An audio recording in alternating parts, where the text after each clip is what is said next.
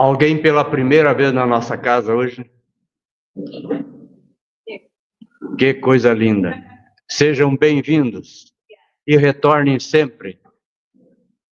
Que Deus os abençoe e colham aqui todas as buscas que aqui vieram. Hoje nós teremos uma apresentação diferenciada a pedido do nosso palestrante. Então, no início, vai ser um pouco diferente hoje, tá? E as casas visitantes do litoral, no final, nós vamos divulgar aqui. Aí eu vou deixar a cargo da Neuza para fazer a divulgação das casas aqui presentes, que vêm aqui trabalhar junto com nós, né? Nessa caminhada que o nosso querido Francisco fez em todo o litoral aqui. Fantástico, aprendizado sempre. A gente só tem a agradecer ao nosso irmão essa presença aqui em nossa casa. Já é a quarta ou quinta vez que ele vem a Capão, 4 vezes a Capão. E cada vez a gente quer que venha mais. E assim nós vamos trabalhar para tentar trazer ele novamente, na disponibilidade da sua agenda, né? Mas nós temos um tempo corrido e eu vou convidar a Iraci, que vai apresentar o nosso querido Francisco e fazer a nossa prece de abertura.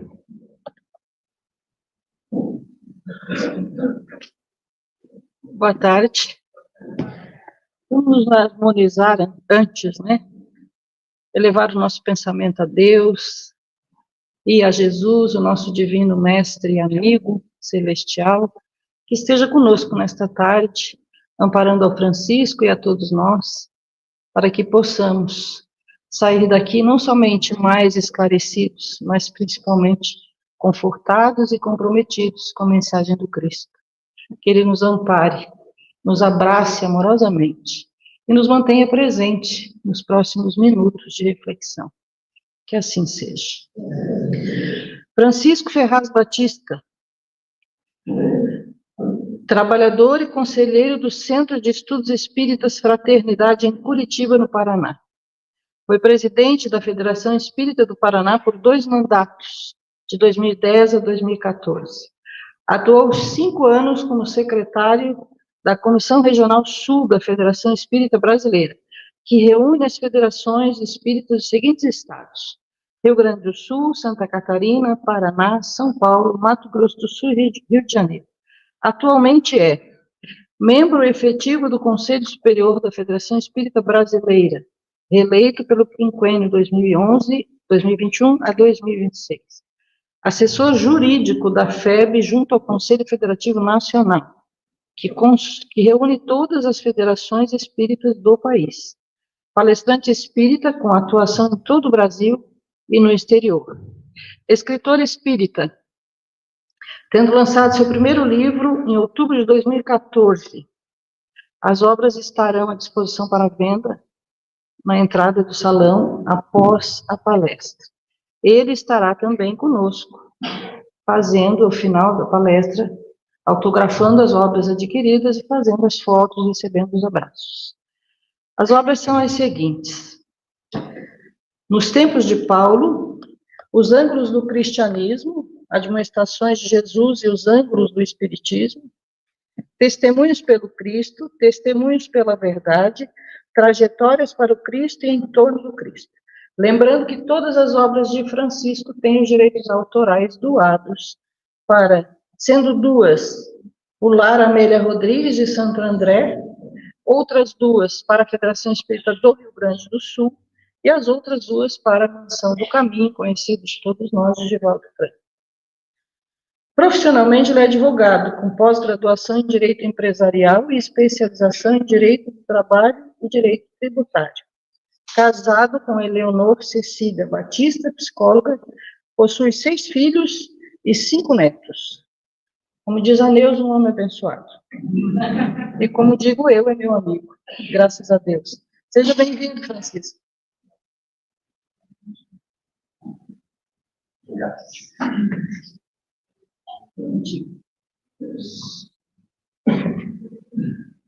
Boa tarde a todos. Abençoe Jesus, o amigo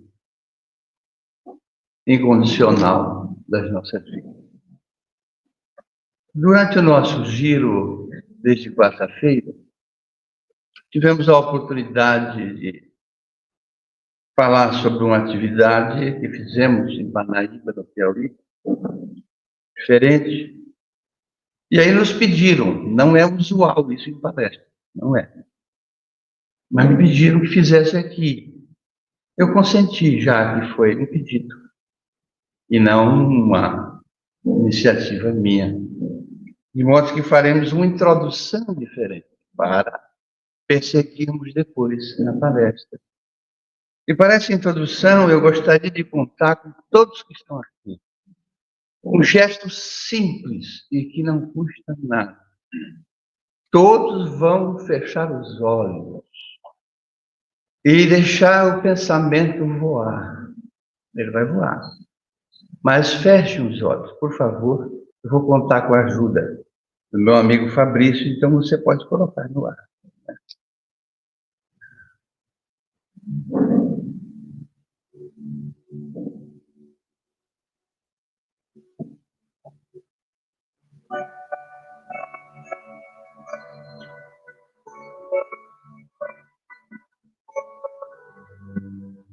Vi deitadas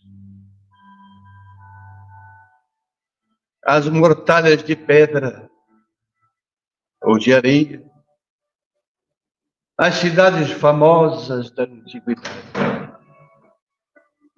Cartago em brancos promontórios, as cidades gregas da Sicília, os arrabaldes de Roma, com seus aquedutos partidos, os túmulos abertos, as necrópolis que dormem o sono de 20 séculos, debaixo das cinzas do Vesúvio. Vi os últimos vestígios dessas cidades, outrora formigueiros humanos. Evoquei as multidões que se agitaram e viveram. Vi-as desfilar diante do meu pensamento, com as paixões que as consumiram, com seus ódios, seus amores, suas ambições desvanecidas, fumaças dissipadas pelo sopro dos tempos. Vi os soberanos, os chefes de império, tiranos ou heróis, cujos nomes foram celebrados pelos fatos da história, mas que um dia o futuro esquecerá. Passavam como sombras efêmeras, espectros truanescos, que a glória uma hora embriaga, mas que o túmulo chama, recebe e devora. E disse para comigo mesmo: eis em que se transformam os grandes povos, nas capitais gigantes, colinas silenciosas, sepulturas sombreadas por mirrados vegetais, em cujos ramos o vento da noite vem murmurar as suas queixas. Quantos nomes mesmo são desconhecidos? Cidades grandiosas jazem para sempre na superfície dos continentes submersos. E perguntei a mim mesmo, por quê? Por que essas gerações a se sucederem como camadas de areia, que acarretadas incessantemente pelas ondas, vão cobrir as camadas que as precederam? Por que esses trabalhos, essas lutas, se tudo deve terminar no sepulcro? Os séculos Esses minutos da eternidade viram passar nações e reinos e nada ficou de pé. Tudo a esfinge devorou. Em sua carreira, pois, para onde vai o homem? Para o nada ou para uma luz desconhecida? A natureza risonha e eterna moldura o triste espetáculo das cidades com seus esplendores. Nela nada morre, senão para renascer.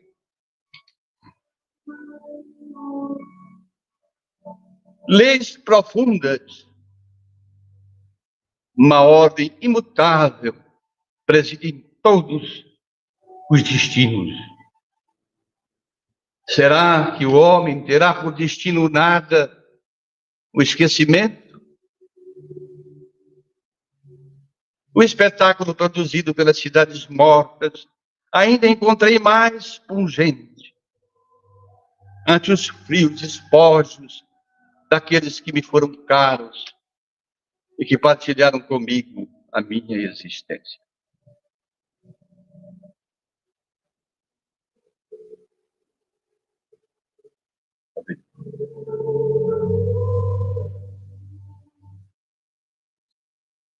Podem abrir os olhos.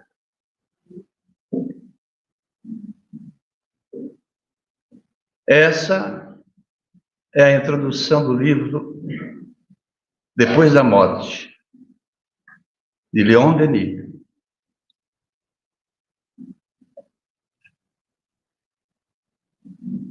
Desde quando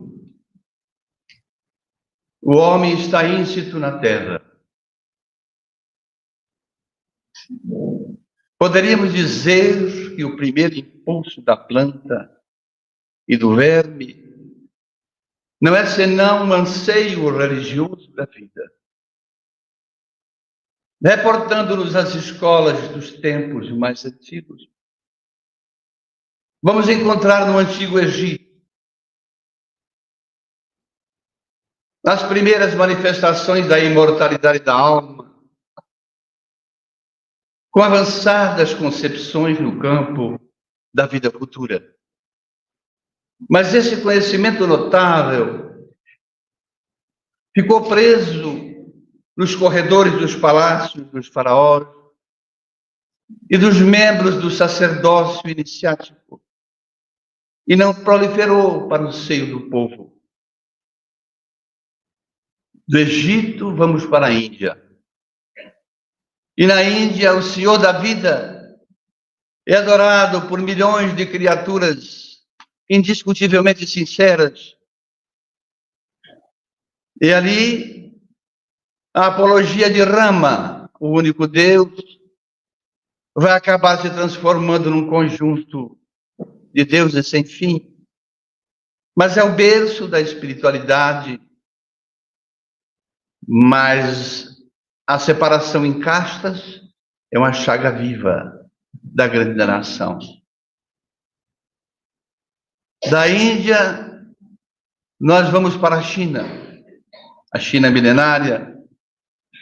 E lá a Terra recebe dois outros novos ensinamentos: o da solidariedade e o da simplicidade, que deve vigir no coração da criatura humana. Mas ainda é também uma civilização que se preocupa apenas com a defesa própria e lega para a humanidade as muralhas da China. E o povo ficou imberbe nesse conhecimento. Da China, nós vamos para a Grécia. E ali no Monte Olimpo, virá uma civilização que trará os ensinamentos da arte, da beleza, da cultura. Mas vamos ver que Esparta sobrepuja Atenas, e a preocupação bélica é que acaba vencendo na ordem das coisas. Da Grécia, nós vamos para a Pérsia, e vai legar para a humanidade os dois grandes conquistadores, tal qual foram Alexandre da Macedônia, Dario e Ciro. E os ensinamentos que encontramos principalmente de que nós temos um dever inalienável com o bem comum, virado na Pérsia, através de Zoroastro ou de Zaratustra. Mas também ficou um ensinamento fechado, esotérico, para dentro. Da Pérsia nós vamos para Israel. E ali a humanidade haverá de receber as informações através das visões que o povo tinha, da comunicação no arvoredo, nas sarças, da presença daquela que é a primeira lei divina natural, colocada sobre a terra, o decálogo, os 10 mandamentos. Mas o orgulho racial ainda é uma chaga viva também no coração dessa grande nação. Todos esses ensaios iniciais não têm uma continuidade, mas chegamos a Roma. E Roma é a senhora do mundo. E vai trazer um legado, o legado do direito, o direito de sucessão, o direito da família, as leis esparsas que vão conduzindo a civilização de Roma, a legislação esparsa, que lá, no século IV depois de Cristo, o imperador Justiniano resolve codificar, juntar essa legislação esparsa e criar um código, o Corpus Iuris Civilis, ou Código Civil. Mas dirá o Espírito Emmanuel, na obra Caminho da Luz, psicografada por Francisco Cândido Xavier, que em nenhuma outra civilização do mundo se reuniram juntos tantos gênios da flagelação e da morte. Mas é sob esse vaticínio que a Terra recebe a figura do enviado de Deus, do Messias, do Messiá, na linguagem hebraica e judaica. Aquele que haveria de trazer à Terra, sem dúvida nenhuma, uma imagem diferente do que as civilizações outrora trouxeram, relativamente a Deus, ao Criador. E vai trazer simplesmente a figura de Deus como Pai da humanidade, assim tão conhecida, como Pai, como Criador das coisas. E ele dirá, durante os 3 anos em que fez o seu ministério, 47 vezes, nos evangelhos canônicos se pode contar, ele vai se referir a Deus como Pai. Eu vim em nome de meu Pai. O que eu faço não é meu. Foi o meu Pai que enviou, que me pediu para fazer. Eu vou para o meu Pai e pedirei a Ele, e Ele vos enviará. Assim ele ia se referindo a Deus. E trouxe e entronizou uma palavra que não existia no vocabulário das civilizações. E essa palavra chama-se caridade. Os monumentos das grandes civilizações do passado nunca se reportaram a essa palavra. A caridade e Deus como Pai misericordioso, que oferta sempre condições de recuperação às criaturas. Ele nunca falou com absoluto respeito às outras crenças. É inferno que queime e não consome. Não. E nem paraíso ocioso, ele não falou nada disso. E, aliás, ele falou que veio para trazer vida, vida em abundância. É, de fato, o grande revolucionário do pensamento, não confundir com o reacionário, que é outra coisa. E o mundo, então, ocidental, e parte do mundo oriental, passa a compreender que existe a Terra antes dele e depois dele, deixando um legado vivo para toda a humanidade. Mas nós sabemos que o seu trabalho missionário demorou apenas 3 anos. Os homens mataram o homem achando que iriam matar a ideia, o que foi um ledo engano. Porque não se pode matar e derrubar ideias verdadeiras jamais na história da humanidade, nunca. Elas prevalecerão, seguirão adiante. Mas a humanidade faz da sua vida o seu destino, pois que todos temos o livre-arbítrio de pensar, de agir, de decidir aquilo que queremos fazer, de exercitar a vontade ou não. É assim. Senão nós seríamos uma criatura teleguiada, um androide, um robô, e não é assim. Todos nós podemos decidir o que nós queremos, o que desejamos. O que nós precisamos fazer é educar o pensamento, para termos desejos bons, realizações boas. O que é diferente. Isso não depende de religião. Depende da ação. Por isso eu sempre, às vezes, nos meus périplos, digo que moralmente é melhor que haja um bom evangélico que um péssimo espírita, um bom católico que um péssimo espírita e vice-versa. Porque não é a religião, é a atitude, é o comportamento que nos eleva em espírito e verdade para Deus. Mas nós sabemos que a história registra que, após Jesus, haveria de haver grandes dificuldades. Ele deixou 12 escolhidos.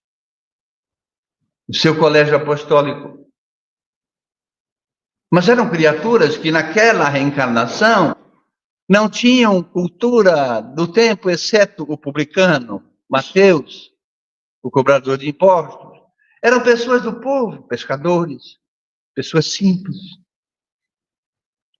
E com ele compôs um colegiado extraordinário para que o seu legado não desaparecesse da terra.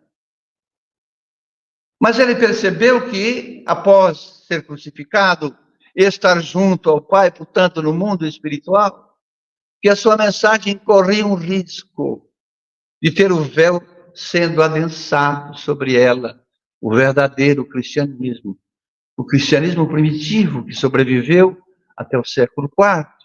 Depois existia um cristianismo sistematizado, mas é a realidade. E vendo que muito antes disso iria perecer a sua mensagem, ele resolveu tomar uma atitude. Nos dirá Emmanuel, na obra já citada, A Caminho da Luz. E a expressão é do Espírito Emmanuel, que é o mentor espiritual de Francisco Cândido Xavier na Terra, enquanto ele estava conosco.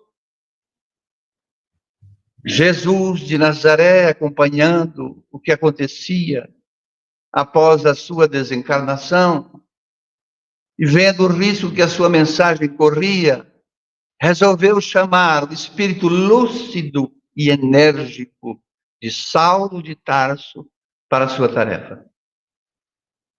E aí, temos a chamada conversão de Damasco, de Saulo de Tarso, que de perseguidor aos cristãos passa a ser defensor da doutrina do Cristo e dos cristãos. Paulo deixou um legado inapagável. Deixou, segundo alguns historiadores mais originais, 7 epístolas ou cartas, que se desdobram. Alguns então dizem que é 14. Não importa se é 7 ou 14. Desde que ela tenha sido desdobrada, não há problema nenhum nisso. Mas reacendeu a chama viva do cristianismo. Se nós estamos hoje sob a bandeira do cristianismo, devemos, é claro, ao Cristo, mas a Paulo de Tarso, que foi, segundo o Espírito Emmanuel, o maior agente de universalização da doutrina do Cristo na Terra. Mas mesmo ao tempo de Paulo, haveriam as divergências no seio do cristianismo. Surgiam correntes dentro das chamadas igrejas primitivas, que buscavam se imiscuir e colocar para baixo a mensagem de Jesus. É o homem, ele é a criatura humana. E surgiu correntes como o ebionismo, o montanismo, o marcionismo. Eram cristãos que criavam de modo próprio interpretações e queriam colocar como verdades, por exemplo, Jesus não tinha um corpo humano como o nosso, tinha um corpo fluídico, seria um ledo engano. Aliás, o primeiro ensino público de Jesus, registrado, foi em Cafarnaum, naquele lugarejo de pescadores. Quando ele é chamado para o seu ministério, e ele reúne na praia pessoas ali, o primeiro ensino público dele foi esse. Não penseis que eu vim destruir a lei.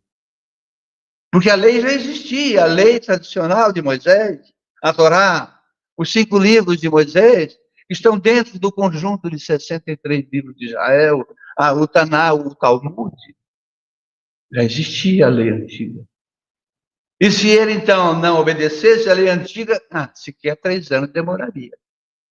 Porque foi a sua gente que o assassinou. Não penseis que eu vim destruir a lei. Eu vim para dar fiel cumprimento. Ora, se ele disse isso, obviamente que o seu nascimento se deu por questões biológicas. Não há Virgem Maria, com todo respeito, nesse sentido, concepção, sem a concepção natural biológica. Senão ela estaria sendo um farsante. Não vim destruir a lei. A lei de Deus, toda ela. E, portanto, essas correntes iam surgindo dentro do cristianismo, tentando puxar daqui e dali, desfigurando. Era o objetivo, o cristianismo primitivo. E Paulo sempre disse para tomar-se cuidado nas suas epístolas com doutrinas estranhas. É isso que ele recomenda ao seu discípulo Timóteo, que desde 16 anos o acompanhou e depois deixa Timóteo cuidando da igreja de Éfeso. Aprecatai-vos na primeira epístola a Timóteo das doutrinas estranhas. Zelai pela doutrina do Cristo. Mas o mundo segue nessa toada. E a partir do século I, segundo e terceiro, há, claro, um aumento dos cristãos sob o domínio de Roma. Mas Roma ainda é a senhora do mundo e trazia sob o tacão da espada as criaturas conquistadas, pervertendo a sua missão. Na obra citada Caminho da Luz, o Espírito Emmanuel dedica um capítulo a Roma. E ele diz que cabia a Roma, muito embora o movimento de conquistas, organizar os povos e dar a eles independência. Surge o primeiro grande conquistador das Gálias, Júlio César, que depois é assassinado em Roma. Houveram figuras de imperadores déspotas, terríveis. Nero, que tacou fogo em Roma. Eram espíritos que tinham um livre-arbítrio atravessado. Utilizavam-se da índole da maldade. Deus não criou o mal. Vimos há pouco. Tudo o que ele fez é perfeito. Mas deu a capacidade de escolha. Livre-arbítrio. Senão seríamos teleguiados, dizia há pouco eu. As criaturas, as almas, os espíritos que escolhem, às vezes, equivocadamente. E se escolhemos mal, se quebramos algum equilíbrio, nós teremos que repor esse equilíbrio. É da lei. Ora dia, ora não. Se não numa existência, em outra. Um dos princípios basilares do Espiritismo, que não foi criado por ele, surgiu na Índia Antiga. A roda da vida, as vidas sucessivas. Mas os imperadores também houveram aqueles que cumpriram seu papel. E assume em 313 o império um sobrinho neto de Júlio César. Caio Júlio César Otaviano, o Otávio. Era um homem justo. Claro que continuava um movimento de conquistas, mas ele permitia que os povos conquistados professassem as suas crenças. Claro que já haviam crenças de vários matizes. E a partir dele assumir o império em 313 depois de Cristo, até o ano 325, dirá Emmanuel, ele começou a ter problemas no império, das várias correntes religiosas. E ele resolve, então, convocar um grande concílio, uma conciliação disso tudo, para o ano 325 depois de Cristo, na cidade de Niceia, próximo a Bizâncio. Aí, na escola, nós estamos lá nos bancos, no Império Bizantino, alguém já estudou isso, que era a Roma do Oriente. E dirá Emmanuel, ele utiliza essa expressão, 300 bispos de várias correntes religiosas se reuniram nesse conselho. E que deu a origem a duas situações. E o que eu vou falar aqui não é crítica, é história. Criou-se ali nesse concílio a Igreja Católica e Apostólica de Roma.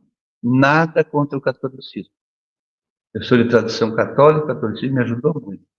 Eu fui fazer outras coisas. Ele também nasceu o primeiro dogma cristão, disse num dos giros aí. E que é um dogma, é uma interpretação humana sobre as coisas da fé. Tido como verdade sobre as coisas de Deus, como verdade. É a palavra de Deus. Colocada como verdade inconcusa, significa não cabe discussão, é assim, está acabado. E o primeiro dogma cristão é o seguinte: Jesus é Deus. Jesus é o menino Deus encarnado na terra. Ora, ele falou 47 vezes, se referindo a Deus como Pai. Está nos evangelhos canônicos. Mas o mundo segue nessa toada. E haverá de surgir a partir do século IV, século V, século VI e século VII, avanços significativos no campo da religião. Porque a partir do século IV, mais especificamente no século VI, o século se encontra para trás de 500 a 600, Jesus percebeu que novamente a sua mensagem ia ser obscurecida. Já se abandonou o cristianismo primitivo a partir desse concílio. Já surgiu um cristianismo misturado ao Estado, porque em 381 lá atrás, depois de Cristo, o imperador Teodósio declarou o cristianismo religião oficial do Estado romano. E aí se misturavam as coisas do Estado. Jesus, acompanhando a evolução da terra, da espiritualidade, nos dirá Emmanuel, resolve chamar um discípulo para um ministério. Chamou ele. Ele disse para ele: olha, vai para a terra, vai reencarnar na terra e vai espalhar o meu evangelho em toda a Arábia. E ele veio. E em 579 depois de Cristo, reencarnou o espírito conhecido como Muhammad ou Maomé. Muito pobre de início, depois, enquanto jovem, desposou uma rica princesa de um sultanato, Khadija, e teve os sonhos na caverna que o elevaram a vários graus. E ali ele trouxe as suratas. Se fosse a Bíblia, seria os versículos. As suratas. E compôs o Alcorão. E surgiu o Islã. E os seus adeptos, os muçulmanos, que surgem na Terra apenas no século VI depois de Cristo. Ora, ali nas suratas, nós vamos encontrar a palavra infiel, que é uma palavra de origem árabe. Assim, Maomé classificava aqueles que não se convertiam ao Islã, infiel. Mas ele não quis a morte. Depois que ele faleceu, aquele que o sucedeu, Ali, criou aí o ingrediente da morte, a adaga, para quem fosse infiel. Aí surgiram as correntes dentro do Islã. A corrente dos sunitas, que seguem Maomé, e a corrente dos xiitas, que seguem Ali. E a gente vê hoje todas essas questões sendo colocadas aí na Terra. Jesus continuava, então, examinando que novamente a sua mensagem ia ser esquecida. E no século VIII, sexto para o sétimo, ele chama outro discípulo e diz a ele: eu preciso que você, eu estou usando, claro, palavras minhas às vezes, preciso que você vá para a terra e organize as nações. Elas estão perdidas no sentido de evolução. E reencarnou um espírito na região onde hoje é a França e que se chamou Carlos Magno. Num reinado de 40 anos, ele era autodidata. Ele, é claro, fez um movimento de conquistas, mas depois organizou as nações e deu independência. Ele é chamado até hoje o príncipe da Europa. E ele vai à península da Itália, e ali ele se ajoelha na basílica e é consagrado imperador do Sacro Império Romano. E quando ele se ajoelha para receber a coroa, ele olha para toda a nave e diz assim: eu já estive aqui antes. Nos dirá o Espírito Emmanuel, o grande imperador Caio Júlio César Otaviano está na obra. Se ajoelhava ali como Carlos Magno e recebia a coroa do Sacro Império Romano. E o mundo prossegue, tentando nunca esquecer a mensagem primitiva, embora agora já entorpecida por outros dogmas que foram surgindo. E aí avançamos para o século IX, século X, onde há as dificuldades na Europa. E começa no século X e XI a surgir dentro das igrejas que existiam em toda a Europa pensamentos dissonantes daquilo que a Bíblia Sagrada assim dizia, segundo o conceito teológico, em relação à religião.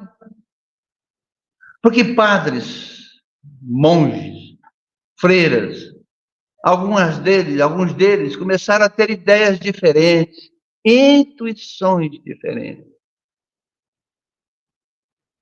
E a igreja, então, oficial, percebeu os líderes que corriam um risco muito grande de deturpar a mensagem que fora criado como um sistema.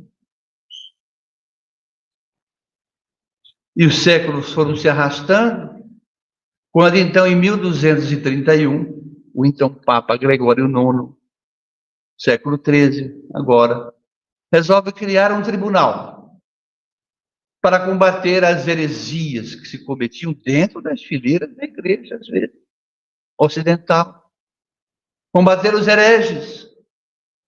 E criou o Tribunal do Santo Ofício, conhecido como o Tribunal da Inquisição. E ali, aqueles padres ou freiras, ou monges, que tinham ideias dissonantes do que eles interpretavam das Escrituras, eram chamados às baias do tribunal. Muitos foram queimados vivos na fogueira da Inquisição. A igreja, àquele tempo, utilizava-se de um sistema grego para explicar a Terra. Sistema de Ptolomeu, que dizia que a Terra era o centro do universo.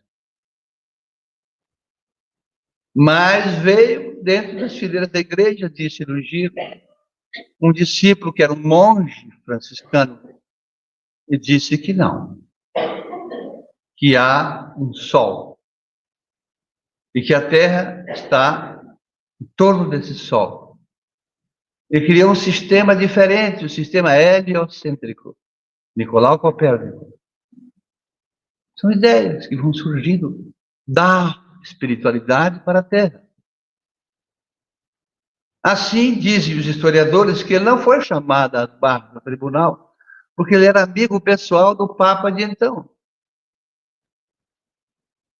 Mas outros surgiram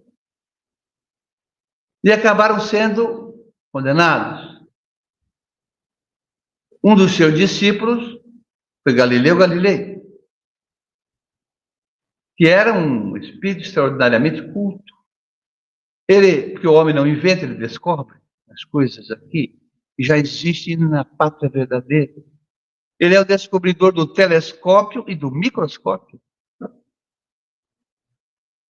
E Galileu Galilei, revivendo o sistema heliocêntrico, disse que a Terra tem movimento. Tem rotação, tem translação. Aquilo era um crime, segundo os que interpretavam as chamadas escrituras. Foi chamado às barras do tribunal da Inquisição para desdizer essa cultura que pervertia a juventude. Os seus historiadores, eu disse essa parte lá em Osório. Seus historiadores dizem que ele disse, redisse, enrolou a turma lá. E no final ele falou bem baixinho, mas que a Terra se movimenta, se movimenta. Eles eram ouvidos de mercador, deram uma penitência para ele. Está no livro de Leon Denis, Cristianismo e Espiritismo, a penitência a Galileu Galilei. Sim, as ideias iam surgindo, não dá para nós determos o progresso. Aliás, na obra básica do Livro dos Espíritos, existe essa indagação do codificador do Espiritismo, Allan Kardec, que era o professor francês Hippolyte Léon Denisard Rivail, na França. Se é dado ao homem obstaculizar o progresso. Os espíritos reveladores que trouxeram a revelação espírita para a Terra, portanto, espíritos superiores, disseram que não, mas pode causar considerados atrasos. Mas aí nós estamos ali, em 1231. O pensamento no Ocidente ainda é amordaçado. Não haviam escolas regulares como a gente vê hoje em qualquer esquina, não. As escolas eram dentro das abadias, dos conventos. O camponês e o fidalgo, o barão, tudo, mandavam os filhos para estudar na igreja. E lá o ensino era conforme os líderes do sistema achavam que deviam ser. Mas continuavam existindo pensadores dentro da igreja que até edificaram alguns outros livros diferentes. Eu citei lá Giordano Bruno, que foi queimado na fogueira da Inquisição. Foi o primeiro professor universitário da Europa, lecionou nas universidades de Bolonha, de Paris, e ele dizia que há um espaço infinito e que as estrelas são astros, são mundos. Não pode. Trouxeram ele para o tribunal e queimaram vivo na fogueira da Inquisição. Assim se deu. Mas lá atrás, antes de Giordano Bruno, e antes mesmo do século XIII, houve um acontecimento muito interessante na Terra. Porque existiu na Boêmia, que passou a ser depois denominada como Tchecoslováquia, hoje é separada, né? República Tcheca e Eslováquia, surgiu ali duas correntes de pensamento diferentes. Antes surgiu as ideias que foram bebidas da Inglaterra, porque lá surgiu um espírito reencarnado que trouxe ideias novas e que se chamou John Wycliffe. Ideias de liberdade de crença, de liberdade de pensamento religioso. Ele dá origem à fundação do cristianismo inglês, que não é o mesmo. A autoridade do Papa não alcança eles. Eles têm os seus prelados, Eles são anglicanos, cristãos anglicanos. A abadia do Westminster é a sede do anglicanismo na Inglaterra. As ideias de John Wycliffe, que foram bebidas então na Boêmia por um outro espírito que reencarnou com o nome de João Hus, H-U-S-S. E Hus, em tcheco, significa pato. E ele foi o primeiro que traduziu a Bíblia Sagrada na língua pátria, era proibido. E começava a fazer as suas pregações na Catedral de Praga. A Europa começou a se movimentar para lá. Não cabia mais gente nas pregações dele. O Santo Ofício se incomodou com aquilo. Deram um salvo-conduto para ele e intimaram ele a estar no tribunal da Inquisição. Não é isso? Já fundado ali. E ele foi. Fogueira nele. Foi queimado na fogueira de Constança. Por perverter as ideias das Escrituras. E no exato momento em que ele está sendo queimado na fogueira, ele diz aos seus executores: hoje queimais o pato, mas dia virá, ele voltará como cisne, e voará tão alto, que as vossas labaredas não poderão atingir. E ele veio. Mas não veio só. John Wycliffe veio com ele. E vamos receber lá na frente, na França, professor francês Hippolyte Léon Denis, que vai, John Hus, nos dirá Emmanuel. E Leon Denis, John Wycliffe, nos dirá Emmanuel. Vieram de volta, trazendo as ideias que já eram espalhadas anteriormente, para libertar a crença, presa no tacão daqueles que achavam-se donos dela. E o mundo prossegue. Século XIII, século XIV. Mas existe essa ganância pelo poder. Todas as épocas da humanidade.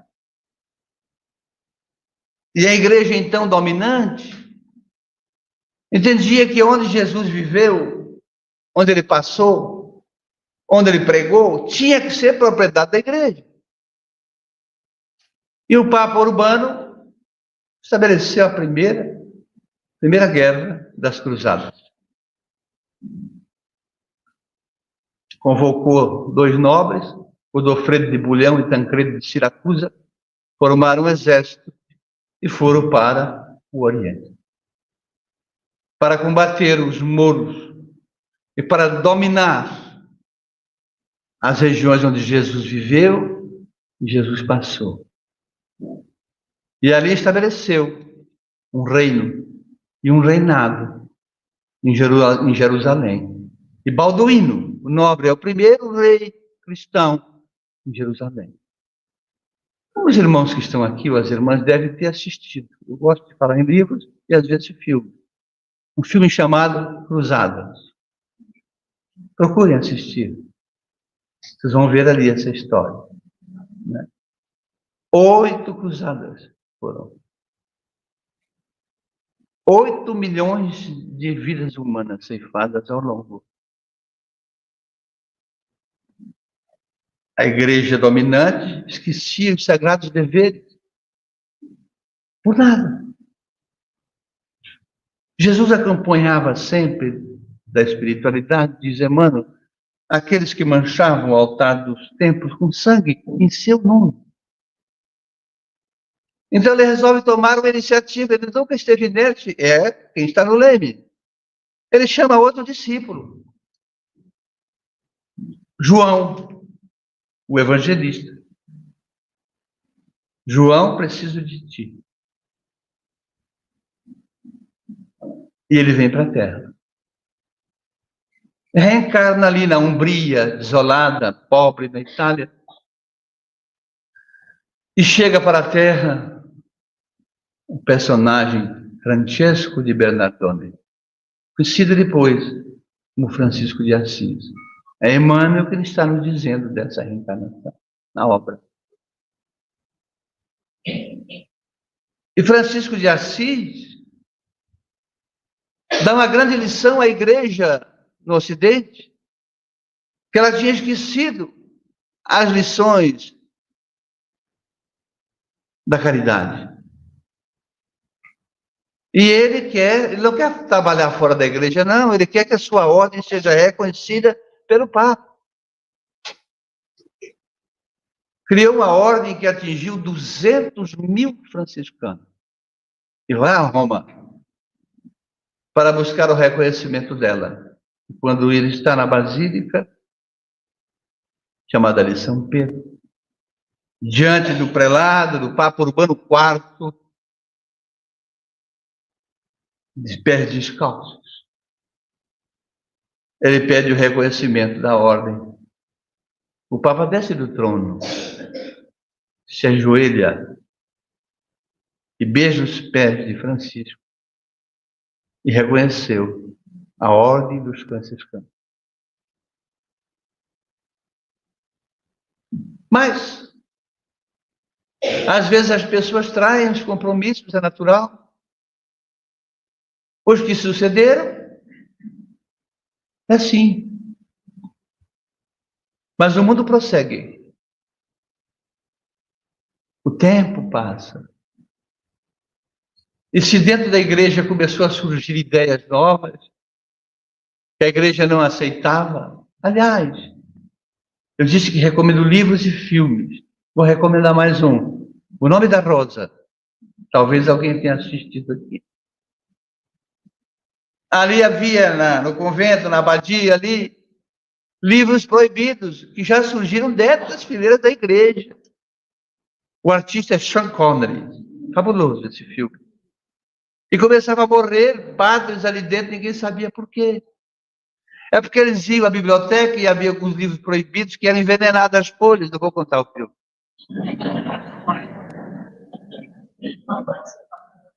Se não perde a graça. Era assim. Era assim que se dava. Mas começou a acontecer, então, uma descrença da fé. Se a fé é essa, que não permite descobertas novas, então não existe Deus. E começou a negação de Deus, século XIV, século XV, XVI e XVII. O Espírito Emmanuel dirá que no território da França, que aliás foi preparado por Carlos Magno lá atrás, reencarnariam velhos mestres de Atenas. Aí vão surgir no século XVI, XVII, XVIII e também parte do XIX, figuras que reencarnaram com o nome, por exemplo, de Jean-Marie Voltaire, Jean-Jacques Rousseau, Diderot, D'Alembert, Quesnay. Esses formaram aquilo que nós já ouvimos. Enciclopédia, os enciclopedistas. Os seus ensinamentos formaram isto. Jean-Jacques Rousseau tem uma obra que ainda hoje nas livrarias de direito é vendida, um best-seller, O Contrato Social. Maravilhosa. Mas eram espíritos que vinham para dar um outro direcionamento, já que dentro da religião, a verdade começou a ficar amordaçada de novo. Agora tinha que se buscar a liberdade da crença, presa no tacão do sistema. Mas até chegar lá, surgiram os filósofos que mataram Deus, os racionalistas, Schopenhauer, Nietzsche, na Alemanha, vários filósofos racionalistas negavam Deus. Até disse, acho que em Osório, um fato cômico, que Nietzsche era ateu, negava Deus, vivia em Bonn, na Alemanha, né? E um dia ele mandou escrever no muro principal da cidade: Deus está morto, assinado Nietzsche. Não é que 2 meses depois ele morreu, e alguém lá foi escrever: o Nietzsche está morto, assinado Deus. Não teve jeito. Não teve jeito. Mas as correntes racionalistas começaram a ganhar campo, a negação de Deus. Mas surgiu daí o materialismo na Terra. Aqueles ateístas que negam Deus. Fruto dessa divisão, desse debate. Mas Carlos Magno organizou as nações e organizou principalmente aonde é a França, Ávila. Não foi por acaso. E vai acontecer na Terra a Revolução Francesa, que é uma atitude do povo contra a chamada burguesia, o absolutismo do rei. A queda das Tulherias, o reduto do rei, a Revolução Francesa, que tinha um objetivo de conduzir a França para patamares melhores. Claro que se criou a guilhotina. Os que criaram foram guilhotinados depois. Mas surgiu ali a reencarnação de um personagem muito interessante. Essa informação está na obra Brasil, Coração do Mundo, Pátria do Evangelho, ditada a Francisco Cândido Xavier por Humberto de Campos. Aquele mesmo, escritor famoso, cadeira 20 da Academia Brasileira de Letras. Jesus, então, que sempre acompanhou a evolução da Terra, resolve chamar um personagem da Terra e vai ter um colóquio com ele. Júlio César. Não o Otaviano, o primeiro conquistador. E o diálogo está no livro. Júlio César, vais para a Terra. Reorganiza a França pós-revolução. Porque eu tenho projetos para a nação. Estou resumindo. E ele veio. Mas impregnado na mente espiritual, a conquista de antanho, do passado. Um soldado corso, humilde, chegou ao posto de general e aí quis dominar o mundo, tal qual fez quando esteve como Júlio César. Esqueceu seus compromissos. Mas Jesus acompanha essa evolução. O Espírito Emmanuel, na obra A Caminho da Luz, dedica um capítulo a Napoleão Bonaparte. Mas virá aquele que é o seu sobrinho neto. Lembram que sobrinho neto, Otaviano, sobrinho neto de Júlio César? Virá agora o sobrinho neto de Napoleão. Que não é Otaviano, é claro. Mas que tenta reorganizar a França, mas acabou também sendo imperador. Mas conseguiu organizar um Instituto da França. E era preciso que ali houvesse mesmo condições para que chegasse à Terra uma revelação nova. Lá atrás, quando João Haas foi queimado na fogueira da Inquisição, quando julgado pelos prelados, o prelado-chefe que o julgou e que o condenou à fogueira, vai reencarnar também nesse momento. Vamos ver. Vai surgir então, vai chegar então na Terra o Espiritismo.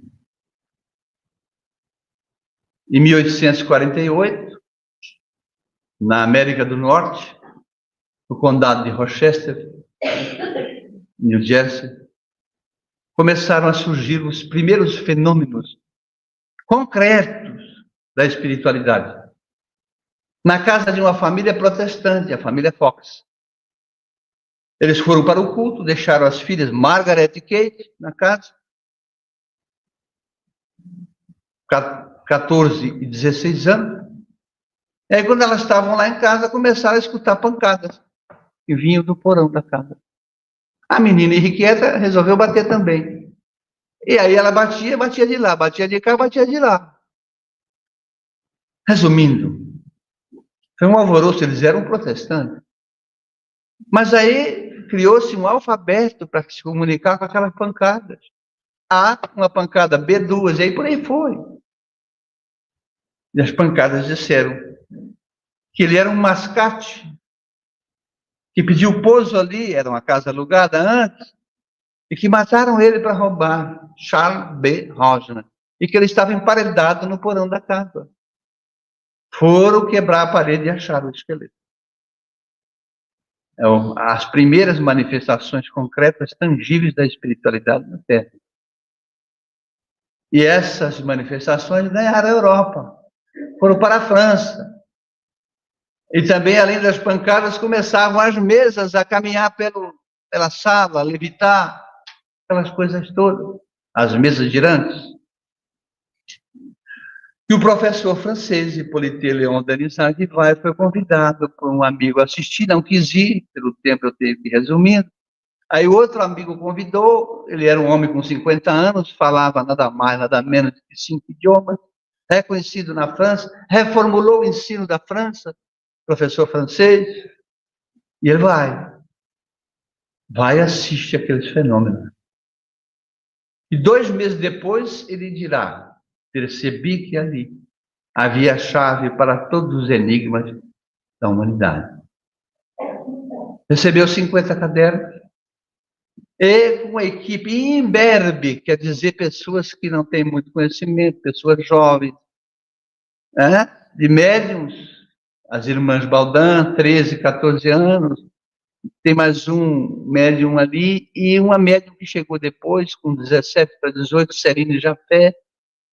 Ele recebeu as respostas que está no livro que estudamos agora há pouco, um pouco mais, o Livro dos Espíritos, que é lançado em Paris, a 18 de abril de 1857. Mas, para lançar o livro, Napoleão III, o imperador, e a Igreja Romana é a que decide tudo que se imprime na França.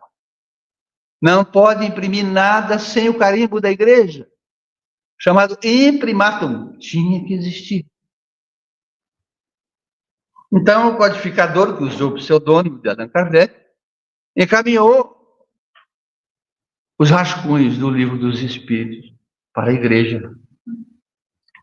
E foi designado o Abade de Saint-Denis, aquele mesmo que condenou João Ras na fogueira da Inquisição. E ele leu a obra. Leu e disse o seguinte: quem for que ler esta obra e aplicar o que está nela na sua vida, terá ganho o reino de Deus. E carimbou. E foi publicado, então, a 18 de abril de 1857, Livro dos Espíritos.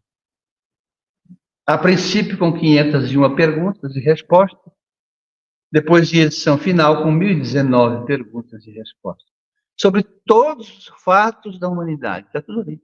Tudo. Não sei imaginar. Sabe? Por isso, aqueles que chegaram a primeira vez, sugiro: adquiram o Livro dos Espíritos, leiam com tranquilidade em casa. Vê se entende aquilo ali, se acham que aquilo fere os seus sentidos. O Espiritismo é uma doutrina racional, estabelecida em 3 pilastras. É uma ciência de observação, é uma filosofia de comportamento e é uma religião sem culto. A ligação direta do Criador com a criatura, o religare, que Emmanuel diz. E que tem 5 grandes princípios que nós já conhecemos dos espíritas. O primeiro, a existência de Deus. Que é Deus, não quem é. Que é. Está na obra. A imortalidade da alma, lá do Egito Antigo. Deus também, Rama, na Índia antiga, nas civilizações antigas. A pluralidade dos mundos habitados. Quer dizer que não é só a Terra que é habitada. Mas isso é novidade do Espiritismo? Não. Os dois professores de Sócrates, Anaxágoras e Anaximandro, escreviam sobre a cultura dos mundos habitados em 698 a.C. É um conhecimento antigo. E Jesus disse isso. Há muitas moradas na casa do meu Pai. Se não fosse verdade, eu não vou teria aqui. Aí ele acrescenta: vou para o meu Pai. Vou preparar o vosso lugar. E aí ele vai falando. A pluralidade das existências, ou a reencarnação, que surge na Índia antiga, a Sansara, na roda da vida, nas Upanishads, no Mahabharata, no Bhagavad Gita, nos 76 livros da tradição hindu, pulula ali a reencarnação. E o último princípio, a comunicabilidade entre os dois planos da existência, físico ou extrafísico, espiritual e material. Mas também não é novidade. Se vamos ao Velho Testamento, pegamos uma informação clássica, a pitonisa de Endor. O primeiro rei de Israel, depois da separação das 12 tribos, 10 ficaram de um lado, como havia a tribo de Judá, fundaram o reino de Judá, eram os hebreus, por isso o judeu, e 2 fundaram o reino da Samaria, os samaritanos. E o primeiro rei de Israel é Saul. E Saul tinha no reino, estamos indo para a parte final, os pitons e as pitonisas, que depois possam ser chamados por sensitivos ou paranormais ou médiums. E ali ele estava em batalha com os filisteus e mandou matar os pitons e as pitonisas, conservou uma consulente para ele em particular, a pitonisa de Endor. E ele vai falar com ela e evoca o espírito do profeta Samuel, que vivera no reino dele no começo e tinha já desencarnado, falecido. E Samuel comparece. Ele diz que ele iria perder a batalha, de fato, se Deus. Mas também está lá atrás, na Torá. Está na Torá. Principalmente no Levítico, o segundo livro de Moisés, são 5. Êxodo, Levítico, Deuteronômio, Números e Êxodo. E Gênesis, o primeiro, e Êxodo, o último. Quando Moisés proibiu a evocação dos mortos, tem sentido proibir o que não existe? Interrogação. Ora, se ele proibiu porque é possível e os mortos estão vivos. Ou não? Os nossos entes que se foram não desapareceram. Nós os reencontraremos, quando não em sonho físico, desdobrados do corpo. A gente os abraça, mata as saudades, chora, porque o choro é da alma. E tem o consolo, a comunicação entre os dois planos da existência. O que é um fato comum. Mas Jesus comprovou isso. Chamou Pedro e Tiago e João, os 3, para subir o Monte das Oliveiras. O Monte do Tabor, aliás. E lá em cima ele se concentra e se materializa 2 espíritos. Moisés, 1800 anos antes de Cristo. Do outro lado, Elias, 800 anos antes de Cristo. A transfiguração do Monte Tabor. Está no Novo Testamento da igreja. E ali Pedro quer depois fazer 3 tendas. Jesus o repreende e diz que não era o momento de falar sobre isso. Porque havia as coisas que a humanidade não podia compreender. Por isso ele vai falar do Consolador prometido. Vou para o meu Pai e vosso Pai. Mas não vos deixarei sós. Pedirei a ele, e ele vos enviará um outro Consolador. E esse Consolador não é Espírito Santo. As traduções perverteram a ideia do Cristo.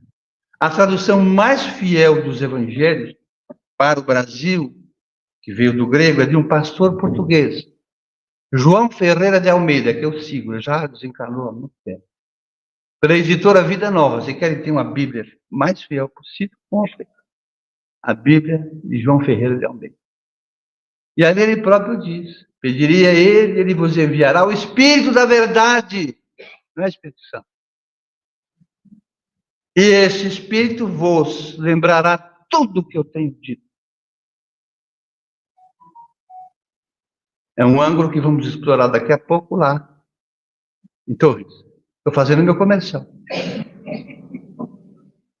E vos revelará outras coisas que vós ainda não poderíeis compreender. Por isso o Espiritismo não faz apologia de crença, não critica nenhuma crença, não faz profitentes, ele quer mentes esclarecidas. Mas será que o Espiritismo é novo na Terra para irmos para o final? Aí nós vamos a uma pergunta do Livro dos Espíritos. Questão 145. Na segunda parte, onde está a revelação do Espírito. Já ali, são 1019 questões, Allan Kardec já compreendeu. Então ele vai fazer uma pergunta. É uma das grandes questões do Espiritismo. O tema hoje é as duas grandes questões do Espiritismo. Questão 145. Quer dizer, dos filósofos antigos e modernos, falharam eles em trazer a ciência psicológica ao homem? Interrogação. Quem está com o livro aí pode consultar. Allan Kardec coloca como filósofos, porque sem criticar religião nenhuma, aí você pode englobar os religiosos, tudo. Antigos e modernos ao tempo dele. Falharam em trazer a ciência psicológica ao homem? Interrogação. E aí a gente lê, passa por cima e não percebe. Por isso a temática do estudo das 2 horas, né? A gente não para, não toma fôlego na resposta. Olha o que eles disseram. Eles foram os precursores, agora é que vem a bomba, da eterna doutrina espírita. Está na obra. Significa que o Espiritismo é eterno, segundo os reveladores. E se é eterno, vem de quem? Quem é eterno para nós? Deus. Vem de Deus. Vem de Deus. Eles complementam a resposta. Falharam. Alguns, é claro. Porque eram homens. Mas um estudo comparado vai fazer ver que nesses erros há grandes verdades. Numa figuração aqui na resposta. É uma questão magistral do Espiritismo. Mas aí a segunda, que reservamos para a temática, é a 798. Agora, indo para o final da obra, com todo o cabedal que conhecimentos que a obra trouxe, Allan Kardec vai indagar. O Espiritismo será um dia crença geral na Terra? Interrogação. Os reveladores vão responder, certamente, vírgula. O resto, a resposta é muito grande, vou resumir. Os princípios que o Espiritismo adota serão adotados por outras religiões. Não quer dizer que as outras vão mudar o nome, não. Serão adotados por elas. Eu, por exemplo, conheço o movimento de renovação carismática da Igreja Católica Romana. Já fui fazer uma palestra lá, já me convidaram. E eles já estudam o livro dos médiuns. Eles já ministram um passe internamente. E eu sempre fui à Bahia para estar com o Divaldo. E junto aqui tem uma testemunha ocular da história, minha amiga Berenice, que vem muito gentilmente lá de Porto Alegre nos acompanhar na jornada. Sempre esteve lá conosco também. E, sem dúvida nenhuma, a gente bebia na fonte. E vamos continuar bebendo, porque ele é espírito. 98 anos, uma hora ele tinha que desencarnar. A gente é muito egoísta. Divaldo Pereira Franco. E ali a gente fazia os estudos, às vezes no hotel. A gente não ia lá para passear. Enquanto não, na Mansão do Caminho, nos trabalhos, a gente se reunia em grupos grandes do Brasil inteiro para estudo. Então, nessa questão de que os princípios serão os princípios adotados por outras religiões, e de que as outras religiões estão caminhando nesse sentido, ora, participava conosco lá um padre católico, Padre Olavo Amarante, da paróquia de São Miguel Paulista. Eu tive várias conversas com ele, pessoa extraordinária, gentilíssima. Um dia eu perguntei para ele assim, Padre Olavo, o bispo deixa você fazer esses estudos lá? E, menino, eu convidei ele, ele já foi lá. Ele só não quer que fique mudando as coisas de nome. Ele tem o estudo sistematizado das obras de Joana de Anjos na paróquia. Ele falou, vai evangélico, escondido, mas vai. Vai espírita. Ele falou, escondido, mas vai. Eu comecei a rir. Vai espírita, vai católico, vai umbandista. Não tem problema. Mas, afinal de contas, as religiões têm uma pretensão errada de serem donas da verdade. Não, isso não existe. Nem o espiritismo o é. É uma doutrina que convida a raciocinar mais, a buscar mais respostas. Logicamente tem um cabedal mais, talvez aprofundado um pouco. Mas não é uma doutrina que faça confusão, porque depende da pessoa. Eu sempre digo, é melhor um bom evangélico que um péssimo espírita. Claro, vale a ação, a obra. Então, essas duas grandes questões do espiritismo nos convidam a estudar.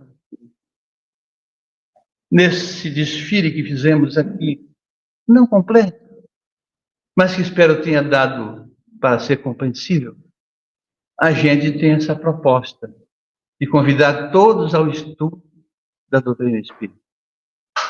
E para que a gente marche para frente, sempre para frente. As dificuldades, as intempéries, quem não os tem? A dor. Levante a mão quem não tem dor aqui. Não tem jeito. A gente tem que saber enfrentá-la. Então, evidentemente que a gente não pode olhar para trás, não deve ir para frente. Como disse, para finalizar, o poeta Castro Alves, a poesia é muito grande, eu vou só no finalzinho, chamado Novo Mundo, pela psicografia de Chico Xavier. Ele diz, talhado para as grandezas, para criar, crescer e subir, o novo mundo nos músculos sente a seiva do porvir. Estuário de colossos, cansado de outros esboços, disse um dia Jeová, vai Colombo, abre a cortina da minha eterna oficina e tira a América de lá. Olhando em torno, então brada, tudo marcha, obra de Deus. As estrelas para o céu, as cataratas para a terra, lá no polo, além das plagas, o seu imenso rebanho de vagas, vai o mar apacentar. O homem quer marchar com os ventos, com os mundos, com os firmamentos. E Deus responde, marchai. Muita paz. Muito obrigado.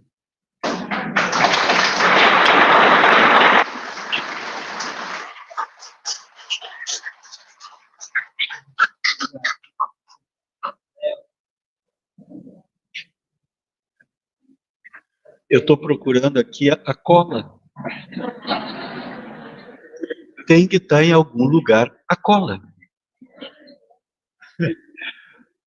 Obrigado, então, querido irmão, com toda a sua sabedoria, seu conhecimento, essa memória maravilhosa. A nossa sociedade, mais uma vez, o recebe.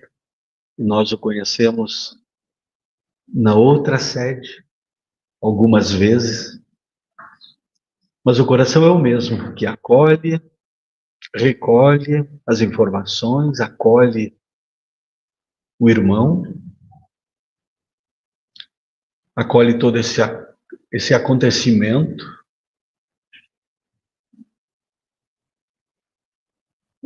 E com o coração profundamente agradecido, damos um encaminhamento para o final do nosso encontro, lembrando que não teremos a prece dos trabalhadores no final. Este, então, será o encaminhamento final desse nosso encontro. Vamos ao passe coletivo, recolhendo-nos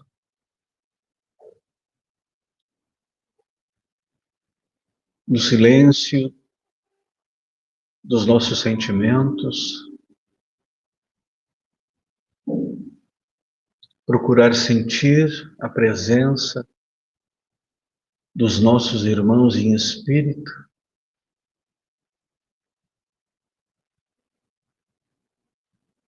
que nos trazem a bondade de Deus a derramar-se sobre as nossas imperfeições.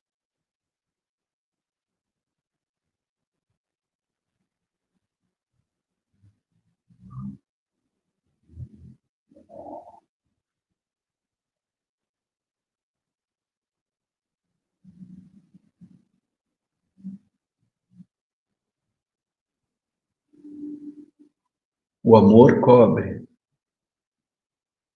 a multidão das nossas imperfeições, dos nossos pecados, dos nossos delitos. E é esse amor que se faz presente agora. Obrigado, Senhor Jesus, por seres o condutor das humanidades em direção ao Pai. Obrigado por trazeres a tua paz e deixares a tua paz entre nós. Obrigado. Vamos aos nossos lares, retornamos à nossa vida cotidiana, nutridos e abençoados pela paz do Senhor. Obrigado e que assim seja.